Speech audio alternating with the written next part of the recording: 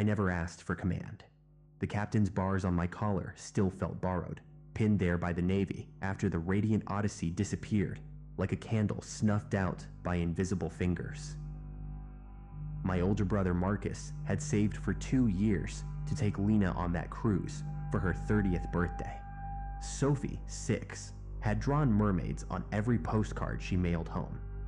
Jake, 8, had practiced his pirate roar until the neighbors complained. One ordinary Tuesday in the middle of the Pacific, the gleaming white and gold liner, 20 decks of laughter, infinity pools sparkling under open skies, music drifting across the water, simply ceased to exist on every screen, every radar, every satellite heartbeat. No distress call, no wreckage. 93 days of nothing but the flat blue line of an empty ocean and the hollow ache in my chest that never quite let me sleep. I was alone in the USS Harrow's wardroom at 0347, staring at the same unchanging grid I'd memorized like a prayer, when Lieutenant Reyes burst in without knocking. Her face was pale under the red night lighting. "Captain, signal, garbled, but the transponder is hers. Exact match." The voice that spilled from the speaker was wet, layered, as though a dozen mouths were sharing the same throat. It wore Marcus's cadence perfectly, the gentle rasp he used when he was trying to sound brave for the kids. "Elias, little brother, we're still here. The water's warm. Come find us." Coordinates locked to the last known position. No drift. Nothing natural could have kept a 300-meter ship motionless for 3 months. I gave the order. The Harrow surged forward at flank speed, slicing the pre-dawn dark. When the sun finally clawed its way over the horizon, it painted the sea the color of tarnished silver. And there she was. The Radiant Odyssey floated dead ahead, lights still glowing softly along every railing and promenade, like a city that had forgotten to die. From 5 miles out, she looked ready for the next port call. Funnel straight, hull bright, glass balconies catching the light in cheerful gold. Up close, though, something was wrong with the air around her. It shimmered faintly, the way heat does above asphalt, yet the sea temperature had dropped 3 degrees in the last hour. My breath fogged inside the bridge windows. We launched the Seahawk, 12 of us fast roped onto the sun deck. Reyes, Chief Harlan, Ensign Park, Doc Nguyen, and the others, men and women who had followed me through storms and silence alike. The moment my boots touched the teak, the warmth of the Pacific sun vanished. A chill rolled over me, sudden and deep, as though someone had opened a freezer door directly into my bones. The air felt heavy, damp, pressing against my skin like wet wool.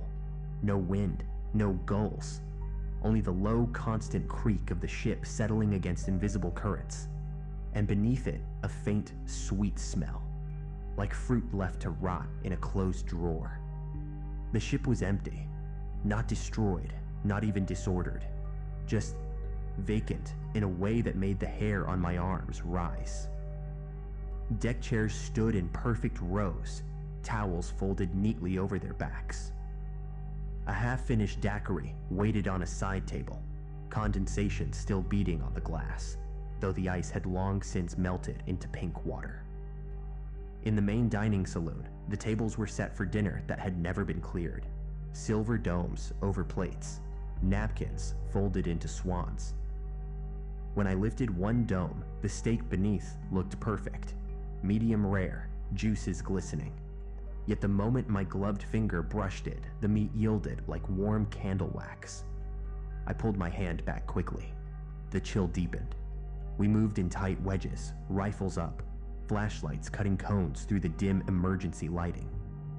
Every corridor we entered felt 10 degrees colder than the last. Our breath plumed visibly now. Condensation beaded on the polished brass handrails and ran down in slow, oily drops. The carpet under our boots was damp, though no water had been reported. Footsteps echoed too loudly, Then too softly, as if the ship itself were swallowing the sound and breathing it back, altered. Chief Harlan found the first marks on B deck, near the children's splash pool. A series of symbols carved deep into the bulkhead. Spirals, jagged angles, intersecting lines that looked like runes from some forgotten language in a museum exhibit. They were deliberate, precise, the grooves clean and sharp. Filling every line was a black, sticky substance. It had a glossy, almost wet sheen, even after 93 days at sea. Not paint. Paint would have dried and flaked. Not blood. Blood would have crusted brown and carried a copper tang. Not oil. It didn't smear or leave a rainbow sheen. Harlan prodded it with his knife tip. The substance clung stubbornly, stretching in a thin black thread when he pulled away, then snapping back with a faint, wet pop. We stood in a half circle, lights trained on the marks, trading theories in whispers that sounded too loud in the cold air. Some kind of ritual, Reyes suggested. Passenger art project gone wrong? Park offered. None of it fit. The substance simply refused to be explained. It glistened under our beams, patient and alien, and looking at the shapes too long made my eyes water and my teeth ache with a dull, distant pressure. We moved on, but the chill had settled deeper, crawling along my spine like icy fingers tracing each vertebra. The whispers began so softly, I thought they were in my own head. A child's giggle drifting from an open cabin door on C deck. Marcus's voice, faint, almost playful, calling Eli, wait up, from around a blind corner. I shook it off. Abandoned ships creak, metal contracts in the cold. The mind fills silence with ghosts. The others heard things too, but we kept it professional. Reyes mentioned her grandmother humming an old lullaby from the direction of the laundry. Park found a child's crayon drawing taped to a mirror in a stateroom. Stick figures holding hands under a bright sun. But the faces had been scribbled over with the same black substance, leaving glossy voids that seemed to swallow the flashlight beam. We told ourselves it was nothing, just the ship playing tricks. The first time I saw Lena, it was fleeting, almost nothing. We were sweeping the casino on D deck, slot machines dark and silent, poker tables still laid out with cards, mid-hand. I caught movement in the mirrored wall behind the bar, a flash of yellow sundress, sun-bleached hair, the curve of a familiar smile. My heart lurched. I spun, rifle up. Nothing. Only my own reflection staring back, face pale in the cold green light, breath fogging the glass. I lowered the weapon, forced a short laugh. Mirrors playing games, I said. Reflections in these old ships distort like hell. The team nodded, but I saw Reyes glance at the mirror again, uneasy. I dismissed it. Grief does that. It paints faces on empty air. We kept moving. The cold grew sharper as we descended. By the time we reached the theater, the air felt like a walk-in freezer. Our flashlights carved tunnels through mist that hadn't been there minutes earlier. The carpet underfoot had gone from damp to slick, as though a thin film of something oily had seeped up from below. Petty Officer Klein swore he saw his dead wife sitting in the front row, hair gone from the chemo, weight fallen away, beckoning him down the aisle with the same tired smile she'd worn the last month of her life. He put 3 rounds through the velvet seat. The upholstery bled a slow, black trickle that smelled sickly sweet. Then the fractures widened. In the corridor outside the spa, Reyes suddenly screamed and opened fire on Harlan. His eyes, they're wrong. They're full of it. To me, Harlan looked the same, but to her, his face had become something else. Skin splitting along the jaw, black substance glistening in the cracks. Harlan tackled her. They rolled across the floor that was suddenly ankle-deep in warm, sticky fluid. Park tried to pull them apart and began clawing at his own throat, shrieking that spiders were under his skin, laying eggs in his lungs. The same phobia that had kept him out of caves since childhood.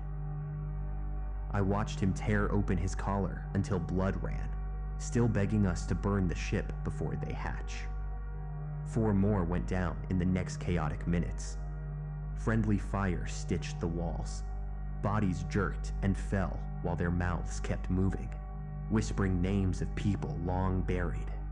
The ship itself seemed to breathe now, bulkheads expanding and contracting with a slow, wet rhythm that matched my own racing pulse.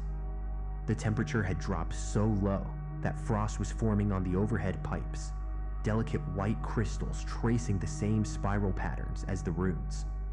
I found what was left of my family on the bridge. They stood in a perfect semicircle beneath the shattered forward windows, backlit by a sun that had turned the wrong color, sickly violet bleeding at the edges like a bruise. Marcus in his cruise line polo, Lena in her favorite yellow sundress, Sophie clutching a stuffed mermaid whose seams wept slow black tears. Jake held his plastic cutlass, now somehow real and dripping. At first, they looked exactly right. Marcus stepped forward, arms open, the same bear hug I'd known since I was 5. Eli, you made it. We knew you would. His voice was perfect, warm, big brother calm. Lena smiled, and the smile reached her eyes. The kids ran to me, small arms around my waist, the way they always did at family barbecues. For 3 full heartbeats, I believed it. I dropped to one knee, rifle forgotten, and let Sophie press her face into my neck. She smelled like strawberry shampoo and sunblock and home. Then the smell changed. Underneath rose the sweet rot from every corridor, thick enough to coat my tongue. Sophie's arms tightened, her fingers lengthened, nails splitting into glossy black hooks that pierced my vest. Jake's giggle vibrated inside my skull. Marcus tilted his head, and the skin along his forearms split in neat lines, revealing pulsing black substance beneath. The rift took us so gently, he said. Just a tear, no bigger than a porthole. On the other side, everything we feared was already waiting. It showed us the truth, galaxies screaming as they're swallowed, time running backward through our veins. We're not lost anymore, Eli. We're home. Lena's sundress fluttered, though the air was dead still. The fabric split and wet ropes uncoiled, tendrils lined with tiny, perfect baby teeth. Join us, Elias. The entities are kind once you stop fighting. They wear our memories like silk. Feel how warm the dark is. Sophie looked up. Her eyes had become swirling voids, entire star systems devoured inside them. Uncle Eli, the mermaids here have too many mouths. They sing until your bones crawl out to dance. Jake swung his cutlass.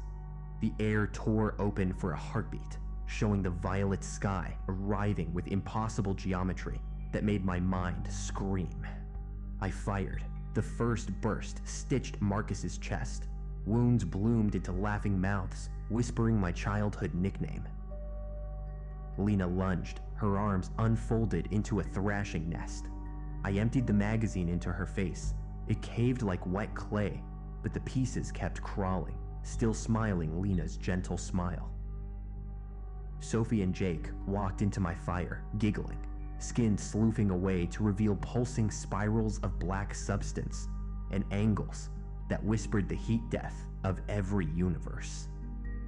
I kept shooting until dry, then pressed the sidearm against what remained of Marcus's forehead. "You'll come anyway," the thing wearing my brother's face said, voice now a billion layered screams. "The rift already has your name. We'll be waiting, little Eli. Always waiting." I pulled the trigger. Silence fell, except for the wet collapse of things that had once been my family, into glistening black puddles. They say the Seahawk extracted me alone. I staggered onto the Harrow's deck, covered in blood that wasn't mine, dragging something that looked like a severed tentacle until it dissolved into smoke. The Radiant Odyssey is gone again. Official report says she sank, though no debris, no slick, nothing. Just empty ocean where a floating festival used to be. Now I sit strapped to a chair in the counseling suite aboard the Harrow, wrists raw from the restraints I've been fighting for hours. Naval Counselor Dr. Amelia Grant sits across from me, her notepad steady in her lap, eyes full of practiced empathy under the bright, clinical white lights. I feel it immediately, the black substance weeping from the corners of my eyes, warm and sticky, tracing slow, deliberate runes down my cheeks, dripping onto my shirt in glossy black threads that smell of sweet rot and stars dying. I see the first curve of a new rune forming on the bulkhead behind her, glistening, patient, hungry. Only I can see it, crawling upward like living ink. I'm screaming. I can't stop. The sound rips out raw and endless, tearing my throat until blood mixes with the tar on my lips. Tears flood down, burning through the substance, but the runes only spread faster.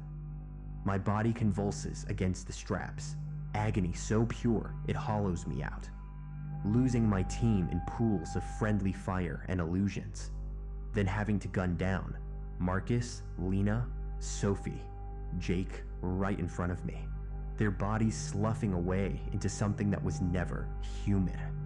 The grief crashes over me like the rift itself, drowning me in the knowledge that they're gone, twisted, corrupted forever, and I was the one who pulled the trigger. Captain Voss, Elias, Grant says, voice calm and soothing, leaning closer but not touching. Listen to me. There is no black substance leaking from your eyes. Your face is clean. Look, I can see it clearly. No tar, no marks.